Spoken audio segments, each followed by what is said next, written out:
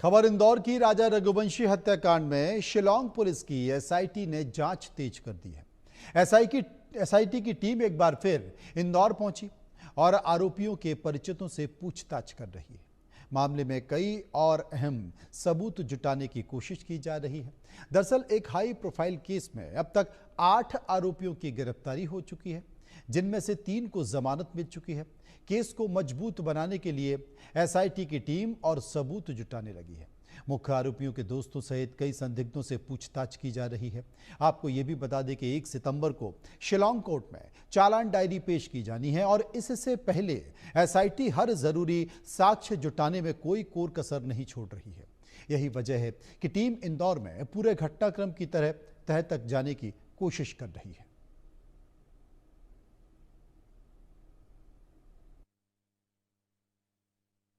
राजा रघुवंशी हत्याकांड मामले में एक बार फिर शिलांग की एसआईटी इंदौर पहुंची।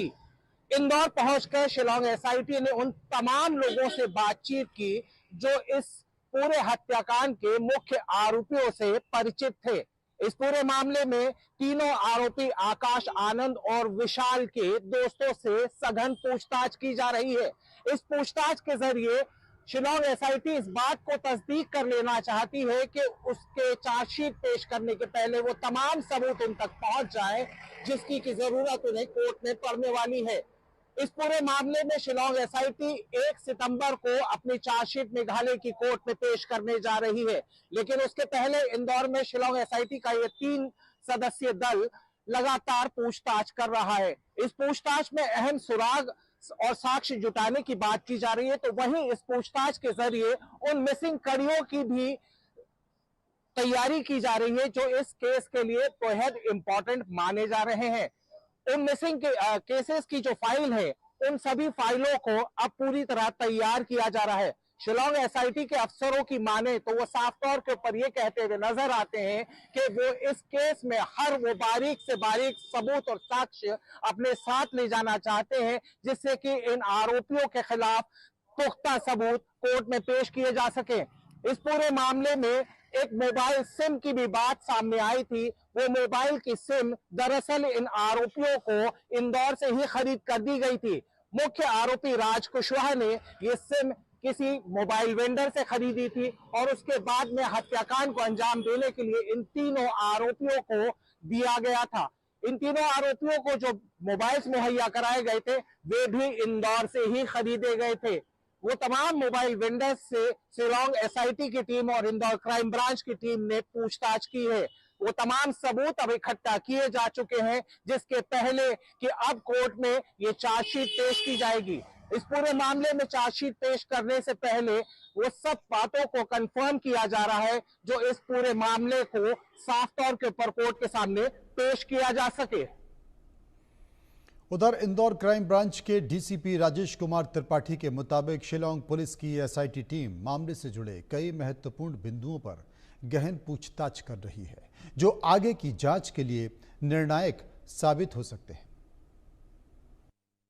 शिलांग पुलिस लगातार अभी जो उनके अपराध वहाँ पंजीबद्ध हुआ है उसके लिए कुछ बिंदुओं की पूछताछ करने के लिए वो अभी यहाँ पर रुके हुए हैं और अभी उन्होंने 3-4 लोगों को उठाया है और उसको वो पूछताछ ही कर रहे हैं। उनके जो मिसिंग एविडेंस हैं उसको वो लिंक को बनाने की कोशिश में है और उनका काफ़ी सारा इन्वेस्टिगेशन ऑलरेडी कंप्लीट हो गया है। जो भी थोड़े बहुत मिसिंग एविडेंस है उसको वो कंप्लीट करके आगे की कार्रवाई करेंगे। उधर राजा रघुवंशी हत्याकांड मामले में अब तक 8 आरोपियों में से 3 आरोपियों को जमानत मिल चुकी है। राजा के परिवार को आशंका है कि कहीं मुख्य आरोपी को भी जमानत ना मिल जाए। देखिए रिपोर्ट। राजा रघुवंशी हत्याकांड मामला कई रहस्यों और कई सारे अनसुलझे सवालों के साथ अब कोर्ट में पेश किया जाना है। पुलिस की तरफ से जहां पूरी तैयारी की जा चुकी है कि वो चार्जशीट पेश करेगी, लेकिन इस पूरे हत्याकांड के मामले में 8 मुख्य किरदार, मुख्य आरोपी बनाए गए थे। उसमें सबसे इंपॉर्टेंट और सबसे अहम किरदार थे राजा रघुवंशी की पत्नी सोनम रघुवंशी और उसका तथाकथित बॉयफ्रेंड राज कुशवाहा। इन दोनों ने ही मास्टरमाइंड तरीके से इस पूरे हत्याकांड को परत दर परत तैयार किया था और इस हत्याकांड को अंजाम दिया था। इस हत्याकांड में इस्तेमाल हुए थे राज कुशवाहा के 3 दोस्त या वो सुपारी किलर जिन्होंने राजा की हत्या शिलांग में की थी। लेकिन इस पूरे मामले में पुलिस ने जांच करने के बाद में इन सभी आरोपियों को पकड़ा। उसके बाद कड़ी आती है इन आरोपियों द्वारा इस हत्याकांड को अंजाम देने के बाद जिस तरीके से फरारी काटी थी। सोनम तकरीबन 14 दिन तक इंदौर में ही छुपी रही और यहां छुपकर उसने वो तमाम सबूत नष्ट करवा दिए थे जो राजा की हत्याकांड से कहीं ना कहीं जुड़े हुए नजर आ रहे थे। इस पूरे मामले में उसकी मदद करने के लिए शिलोम जेम्स नाम का एक कैरेक्टर सामने आया। शिलोम जेम्स वो आदमी था, वो ब्रोकर था जिसने सोनम रघुवंशी को वो मुहैया कराया था जिस फ्लैट में वो रुकी थी, अपनी फरारी काटी थी। पुलिस ने उसे भी आरोपी बनाया। उसका साथ दिया था उस बिल्डिंग के चौकीदार बलबीर ने और उसे भी आरोपी बनाया गया। इन दोनों को गिरफ्तार करके एसआईटी की टीम शिलांग ले गई।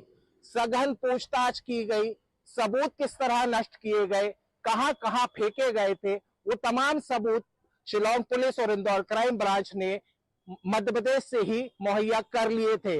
इनसे पूछताछ में वो तमाम सबूत इकट्ठा करने के बाद सबसे बड़ा सवाल तब खड़ा हुआ जब शिलोम जेम्स और चौकीदार बलबीर को वहां से बेल मिल गई।